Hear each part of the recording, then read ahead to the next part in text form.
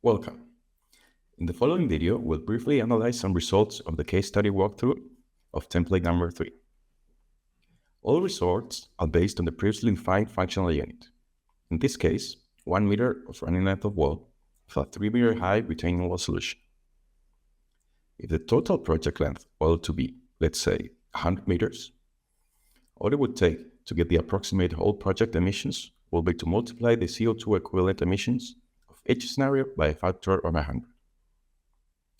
In one-click LCA, results are usually visualized as different bar plots, categorized by LCA stages or user-defined groups.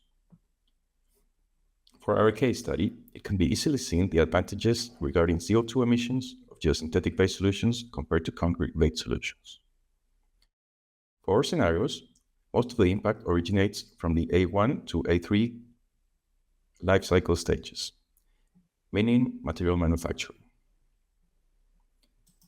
Going into our user-defined categories, we can see that most of the emissions from the first scenario come from the manufacturing of steel and concrete elements.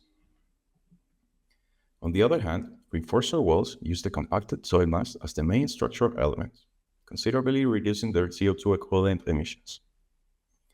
Differences between reinforcer wall scenarios are mainly attributed to different reinforcement materials and the different facing elements. If users require us to post-process the data, results can be easily exported in several ways, including CSV and XLS formats.